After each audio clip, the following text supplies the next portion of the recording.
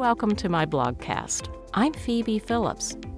I know we are all so very busy that sometimes, as in this time, I create my blog post in audio because it's so much easier to tap a play arrow than it is to read. So now it's time for the blog. I've been working on a book of poetry and essay about the sweetness of growing up in East Texas in the 1960s. So far, the working title is Upper East Side of the Pines. After all, I did grow up on the Upper East Side. Oh, not New York. I'm talking about Texas. This poem, Cottonmouth, is about a snake called a water moccasin. It was in the process of dying when I arrived at my grandmother's house for a Sunday lunch in the 1980s. We had a spring-fed pond in the meadow. It was rocky and covered with moss. As time passed, it wasn't as well manicured as when I was a child. I spent a lot of hours at that pond as a kid. I would take my spelling books and early readers and study words. Tiny little frogs hopped all around at my feet. As the years passed, the meadow became overgrown. The pond, barely visible, became a den for cottonmouths and copperheads. Now it's time for the poem, Cottonmouth, written and read by me, Phebe Phillips.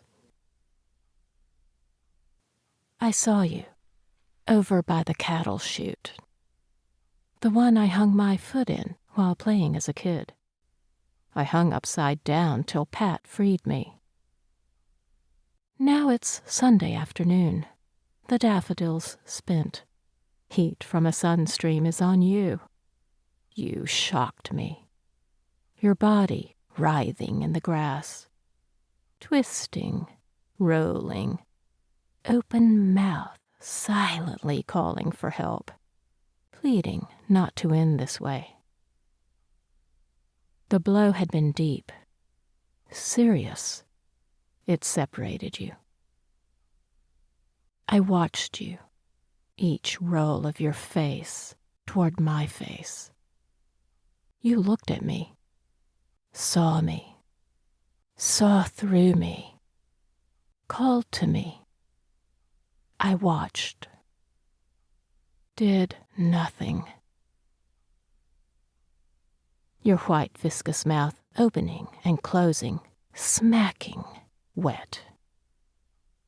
It was warm that day, just after church, a roast beef lunch. You just up from the mossy pond, belly full of tadpoles. Me, home from college. I whispered, "You knew better than to come here. We have chickens and small children." Today, chickens and children 1, cottonmouths 0, period. This was recorded in July 2021. Thanks for listening. I'll see you next time.